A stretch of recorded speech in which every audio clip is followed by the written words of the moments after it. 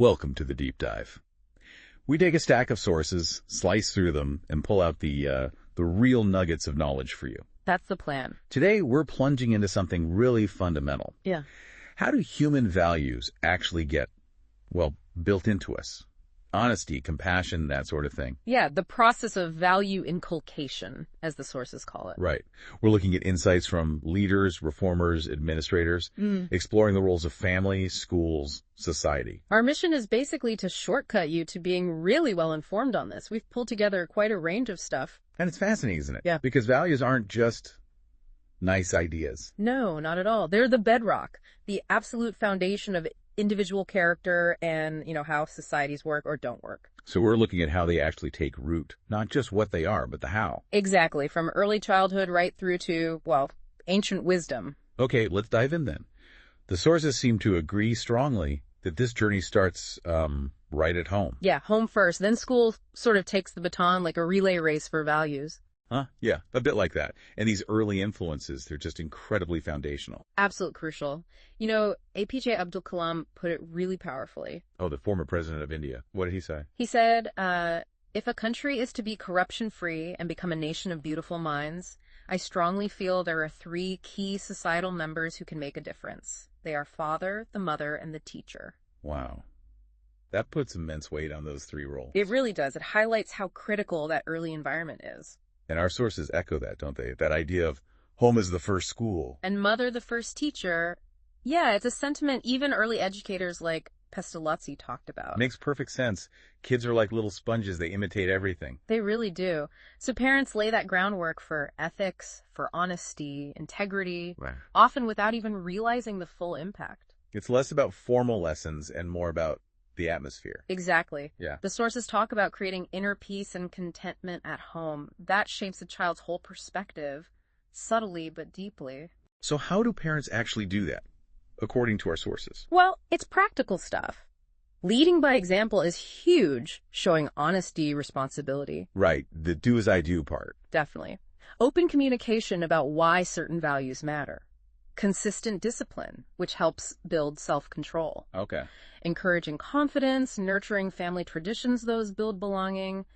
Getting kids involved in volunteering, maybe? Yeah, like community service. Yeah, or even just cultural things like visiting museums, broadening their horizons. It makes you think, doesn't it? As you, our listener, think about your own upbringing. How much of your core values trace back to those early home experiences? It's often more than we realize. And we see real-world examples, like South Korea's economic rise. Right. The sources link that partly to parents and teachers really pushing hard work, discipline, innovation as values. There was also that story, that young Indian woman who faced online bullying. Yes, but her upbringing gave her resilience, that inner peace the sources mentioned. And the boy in Dubai who returned a lost watch. Small act, big message about early lessons. Shows it sticks. And even education boards are catching on, like India's CBSE launching that parenting calendar. To link parents and teachers on values. Interesting. But it's not all smooth sailing for families today, is it? No, the sources point to real challenges. They call it a value crisis sometimes. Yeah, like parents maybe passing on the wrong signals without meaning to. The generation gap is real. Lack of time for working parents, that's huge. And then all the conflicting messages kids get from friends, peers, and especially the media. It's a lot to navigate. Okay, so home lays the foundation, but it's complex. What about when kids go to school? How does education step in? Well, the idea is that schools should connect knowing what's right with doing what's right. Sutherland stressed that, connecting moral judgment to moral behavior. So it's not just theory. Not at all. Schools are meant to teach those fundamental human values: interdependence, compassion, safety, belonging, warmth. How do they do that, beyond just, lessons? Lots of ways. School assemblies, co-curriculars are huge, celebrating different religious festivals, Okay. work experience programs, team sports, subject clubs, social service projects.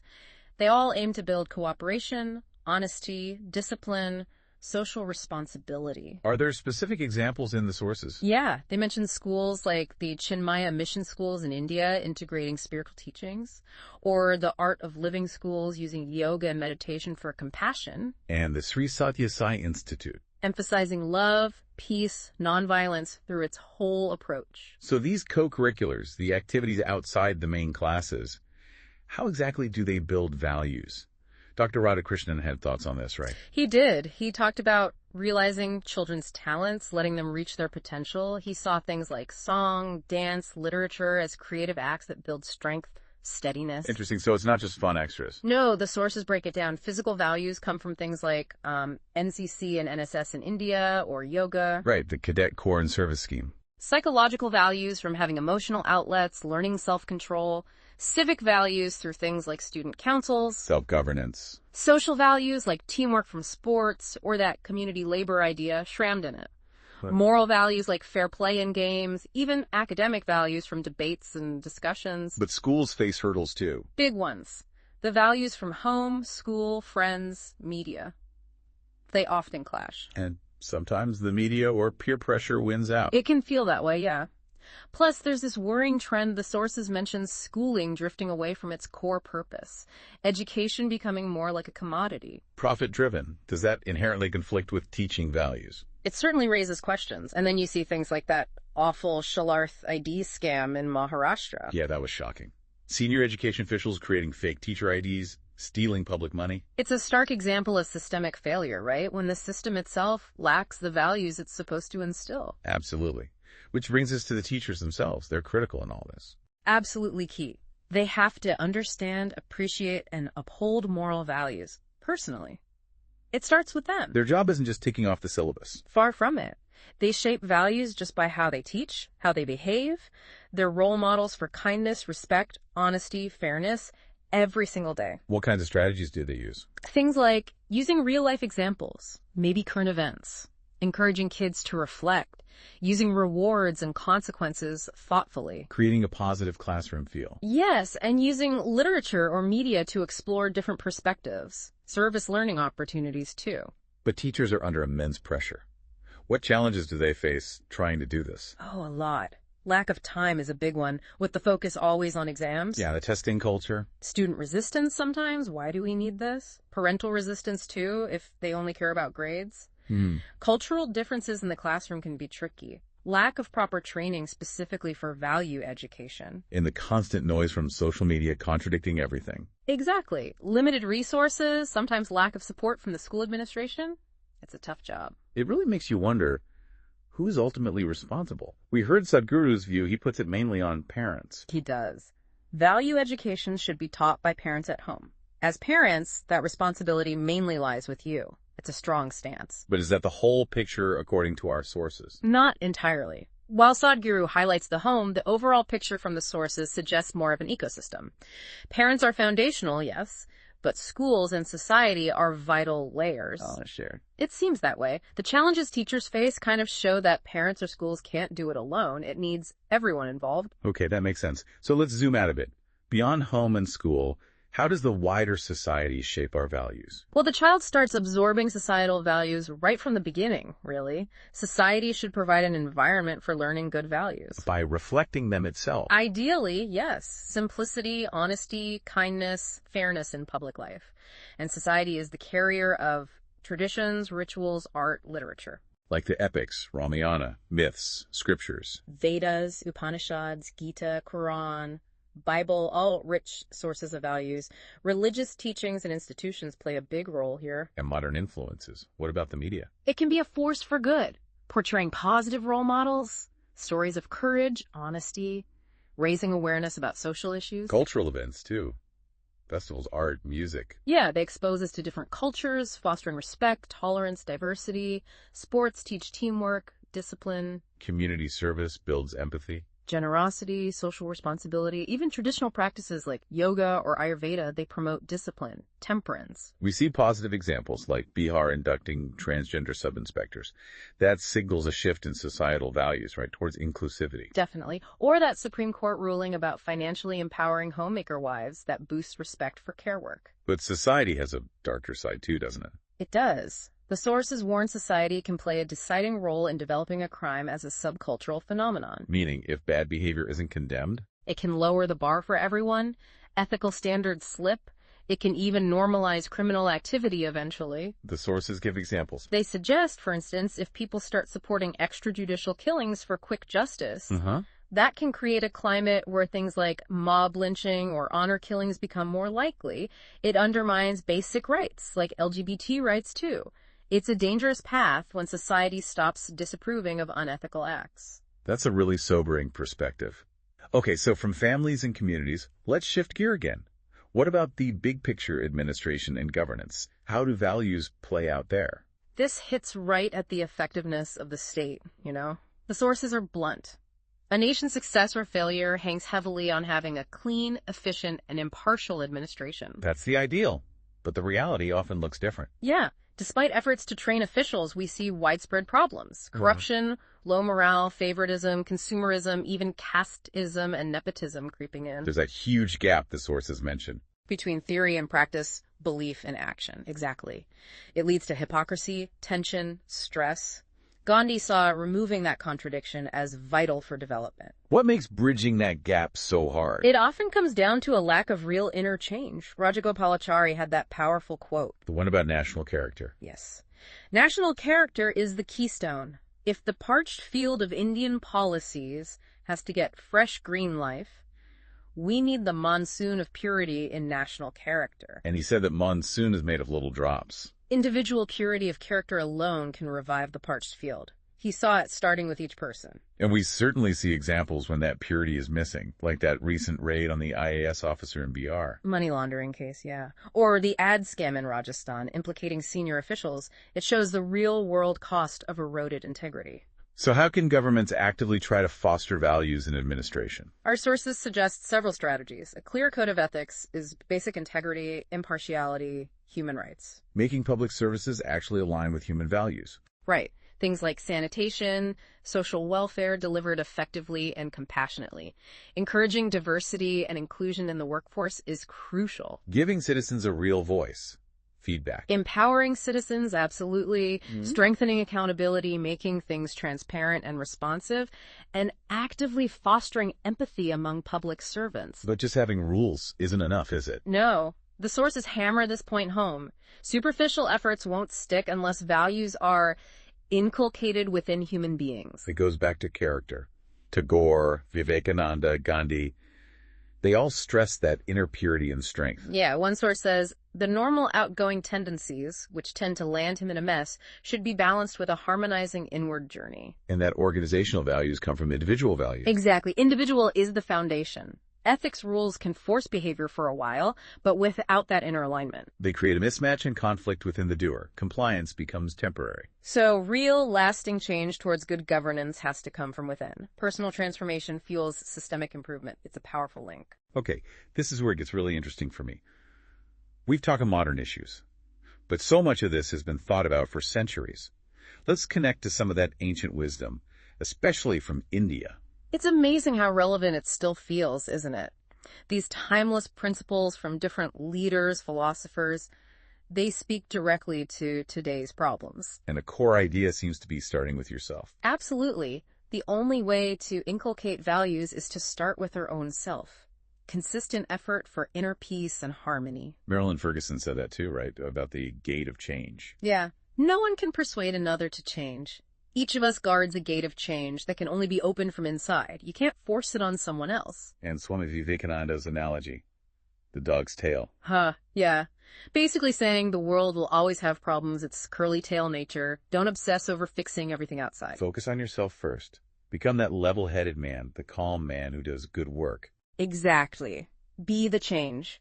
And we see examples everywhere, even in diplomacy, like those North and South Korean athletes taking a selfie at the Olympics, a small act of connection. Or Arunachalam Muruganathan, the pad man. Incredible story. Saw his wife struggle, invented low-cost sanitary pads, changed millions of lives through personal initiative driven by empathy. Anji, the mountain man. Sheer perseverance cutting through rock because he believed he could make a difference.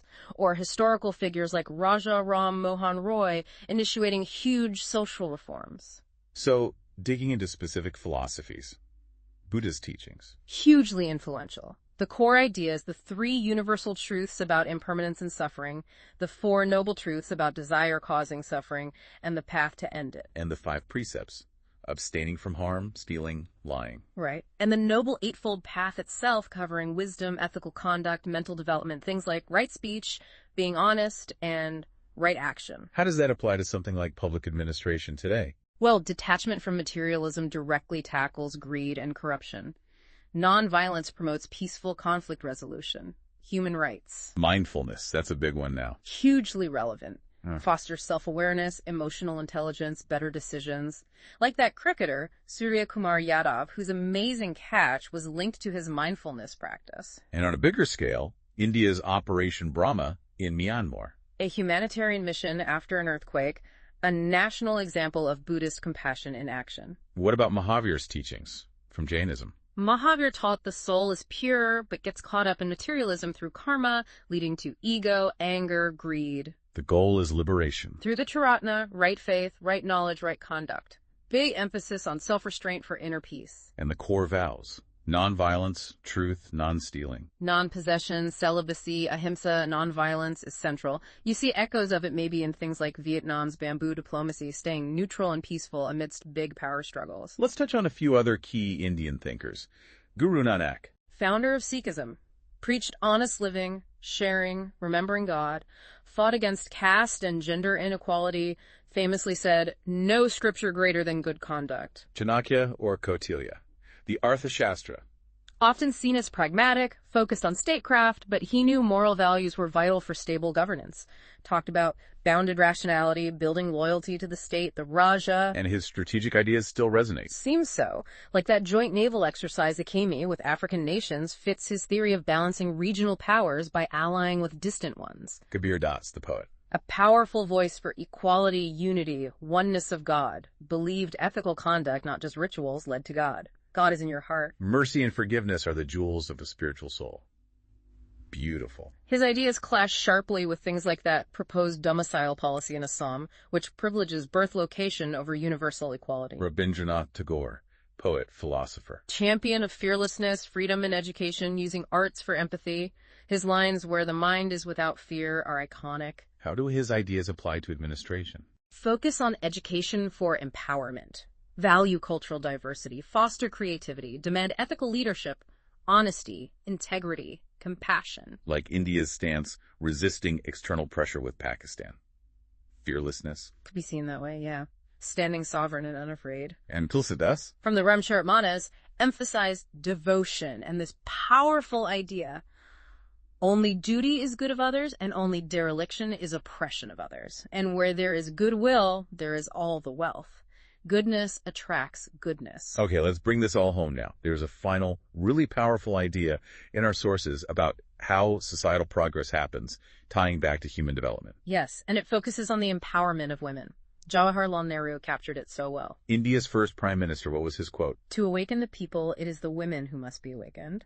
Once she is on the move, the family moves, the village moves, the nation moves. That paints a picture of a ripple effect, doesn't it? Exactly. Yeah. Our sources break it down. First, personal realization.